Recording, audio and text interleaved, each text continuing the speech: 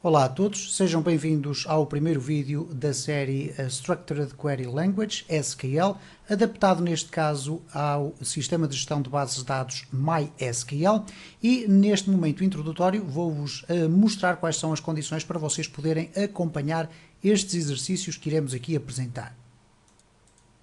Para a execução dos exercícios ou das representações de SQL que eu irei aqui demonstrar, será conveniente que todos tenham instalado um sistema que permita simular um servidor de MySQL e Apache para poderem ter acesso à base de dados e simultaneamente terem uma aplicação semelhante a esta que eu estou a usar, no caso concreto é o ADSQL, mas podem usar outra aplicação qualquer que vos permita executar queries perante uma base de dados MySQL. A base de dados está na descrição deste vídeo, vocês podem descarregá-la e ao descarregarem esta base de dados vão ter acesso a um fecheiro com a extensão .sql.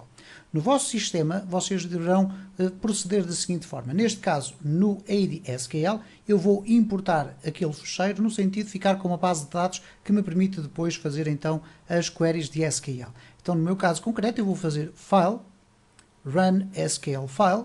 Vou selecionar aqui do meu ambiente de trabalho o fecheiro database underscore socios.sql, ou db underscore socios.sql. Vamos fazer aqui abrir e deixar que o sistema então execute o conjunto de procedimentos necessários para a importação da base de dados. Vamos agora pressionar aqui F5 e como podem verificar neste momento a base de dados está criada e tem então duas tabelas. Tem a tabela sócios, que neste caso é uma tabela que contém 500 dados de eventuais sócios de uma associação. Nesta tabela nós vamos encontrar uma coluna ID sócio, o nome, a morada, a cidade, o género, neste caso sendo 0 igual a masculino e 1 igual a feminino, a data de nascimento, o endereço de correio eletrónico, um telefone e uma data e hora em que o registro foi atualizado. No caso dos donativos, nós vamos ter aqui algo mais simples. Temos aqui um ID do donativo, neste caso total são 50.000 donativos, e o registro vai permitir associar um donativo com uma determinada quantia a um determinado sócio e realizado numa determinada data. Então o que nós temos é uma base de dados extraordinariamente simples, onde nós temos uma tabela com sócios e os sócios ao longo do tempo foram fazendo donativos para esta associação e é com estes dados que nós iremos trabalhar as exemplificações da linguagem SQL. No caso concreto aqui do Laragon e do ADSQL em detalhe. Nós vamos poder ter aqui este espaço das queries, onde eu vou colocar aqui o texto de SQL e os resultados serão apresentados nesta área mais abaixo. Apesar do SQL não ser considerado propriamente uma linguagem de programação, mas sim uma linguagem estruturada para fazer queries a uma base de dados, existem alguns aspectos que, de alguma forma, a relacionam com uma linguagem de programação, nomeadamente a possibilidade de nós colocarmos comentários no código de SQL. Os comentários na linguagem SQL funcionam de uma forma muito simples. Podemos ter comentários de uma única linha, neste caso nós iremos colocar antes do código SQL 2 hífens e um espaço. E automaticamente tudo o resto que está para a frente vai ficar comentado e por conseguinte não é executado. Poderemos fazer obviamente isto em várias linhas, mas se nós quisermos fazer um comentário multiline, nós podemos colocar aqui uma barra e um asterisco com um espaço e depois no final um espaço, asterisco e barra, neste caso invertendo os elementos. O que vai acontecer aqui é que se eu arrastar este elemento aqui para baixo, eu vou conseguir colocar um comentário em todo o código. Se eu remover daqui o comentário do topo, vamos ficar desta forma com apenas a primeira linha a valer. Se eu quiser, posso colocar um comentário a meio de uma instrução e neste caso eu vou ficar com apenas esta parte e a parte de cima a serem executadas. E esta é a forma mais simples de nós colocarmos comentários no código de SQL. Vamos dar início então ao estudo da sintaxe do SQL e vamos aproveitar para fazer uma utilização básica daquela que é a instrução porventura mais conhecida, a instrução SELECT. O MySQL é particularmente um sistema de gestão de bases de dados utilizado para a web, fundamentalmente, e é extraordinariamente poderoso. Está muito otimizado para o tipo de função que pretende fazer e a linguagem SQL é a linguagem que nós vamos usar para comunicar com as bases de dados MySQL.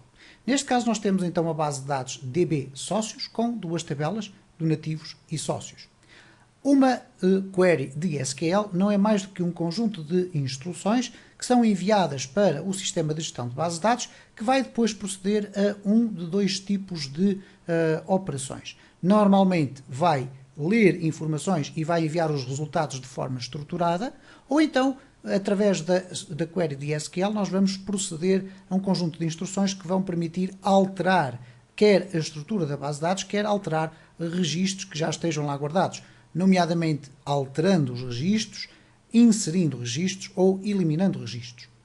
Vamos começar pela instrução mais conhecida e provavelmente uma das mais utilizadas, a instrução de select.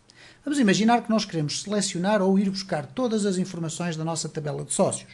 Então, neste caso, nós vamos escrever select *from sócios. Ora, o que é que esta sintaxe significa na prática? Aqui eu estou a indicar qual é a instrução que quero utilizar, neste caso é selecionar tudo. Depois estou a utilizar aquilo que se designa por um wildcard. Um wildcard que neste caso é um asterisco e que significa na prática selecionar tudo. Depois vamos dizer from, isto é, a partir de, e depois o nome da tabela, sócios, que é esta tabela que aqui está. Se eu agora pressionar aqui no executar, vamos ter aqui o resultado da execução desta query, que é nada mais, nada menos do que todas as linhas e todas as colunas pertencentes à tabela sócios. Esta é uma das queries mais simples do SQL, mas como iremos ter a ocasião de verificar, as queries de SQL podem ser extraordinariamente complexas no sentido de obtermos resultados mais pormenorizados, executar cálculos e formatar a nossa informação no sentido de depois a podermos utilizar dentro da nossa linguagem de programação. Vamos imaginar um cenário que é nós querermos apenas que venham algumas colunas da tabela dos sócios. Queremos que venham à mesma os 500 sócios, ou a totalidade dos sócios existentes, mas só queremos que venham, neste caso, 3 colunas. Então vamos escrever da seguinte forma. Select, por exemplo, o ID sócio, que é esta primeira coluna que aqui está. Depois vamos separar por vírgulas o nome das colunas que nós queremos selecionar. O nome e o telefone.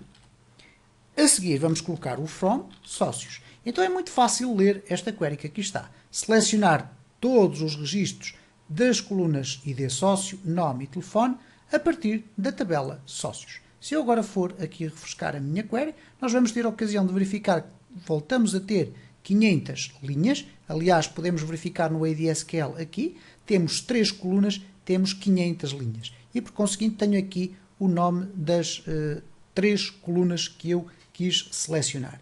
Se nós quisermos, porventura, inverter a ordem das colunas, não há qualquer problema. O SQL também não vai estranhar. E, portanto, se nós quisermos, por exemplo, passar o ID sócio para o fim da nossa query, o que vai acontecer é que o ID sócio vai aparecer como uma terceira coluna na nossa query. Vamos imaginar, no entanto, que nós queremos, por uma razão qualquer que eu pessoalmente não encontro justificação, mas vamos imaginar que seria justificável, que nós queremos apresentar 2 vezes a mesma coluna. É possível, não há qualquer incompatibilidade com o MySQL e, por conseguinte, se eu executar esta query, nós vamos ter 2 colunas exatamente iguais e, portanto, eu posso repetir o nome de colunas. No entanto, obviamente que esta não é uma prática correta, uma vez que depois, dentro da nossa linguagem de programação, vamos querer ter acesso a cada uma das colunas de formas distintas. Então nós podemos utilizar aquilo que se chama tecnicamente um aliases, isto é, a possibilidade de eu alterar na minha query o nome da minha coluna. Ora, neste caso eu quero selecionar o nome, mas quero aqui, na segunda seleção do nome, alterar o seu nome, o nome da coluna. Então eu posso colocar o has e agora dar-lhe, por exemplo, o novo nome, nome 1. Então se eu agora refrescar aqui a minha query, eu vou ter a primeira coluna com o nome real e a segunda coluna com um nome alternativo, uma vez que utilizei ali o has. Vamos imaginar que na sequência desta nossa iniciativa nós queríamos dar-lhe um nome novo, mas um nome com espaços. E, portanto, queríamos colocar aqui, por exemplo, novo nome. Ora, se nós colocarmos as coisas desta forma, vamos ter aqui um erro de execução do SQL. Porquê? Porque para colunas que contenham espaços, nós vamos ter que as colocar dentro de aspas simples, ok? Ou então de aspas duplas também funciona. A instrução select não serve, contudo, apenas para fazer queries à nossa base de dados. Porventura, algo que muita gente desconhece e que é um utilizador massivo de SQL, não sabe que nós podemos utilizar o select aqui para fazer operações muito simples. Por exemplo, vamos imaginar que eu quero saber a data e hora atual. Eu posso escrever select e usar uma função do SQL que é o now. E se eu agora refrescar, o que vai acontecer aqui é, vamos ter o resultado obtido por esta instrução. Neste caso não foi ler nada à nossa base de dados, foi apenas pedir ao sistema MySQL que nos devolvesse a data e a hora atual. Neste caso eu posso fazer muitas outras operações, nomeadamente, por exemplo, se eu quiser obter uma chave encriptada, neste caso uma string encriptada em MD5, então se eu colocar aqui MD5, é uma função também conhecida pelo MySQL, e se eu colocar agora aqui ABC é o DEF, por exemplo, ok? Então, se eu agora executar, o que nós vamos ter então aqui é uma chave encriptada. Obviamente que eu posso aqui colocar um as chave, e neste caso, em vez de me aparecer aqui o MD5 com esta expressão, o que vai acontecer é que eu vou passar a ter aqui uma coluna com o resultado pretendido. Posso, por exemplo, fazer outro tipo de operações, e vamos ficar nesta fase inicial por aqui, como por exemplo, fazer uma adição 10 mais 20 as total. E vamos ter o resultado concreto.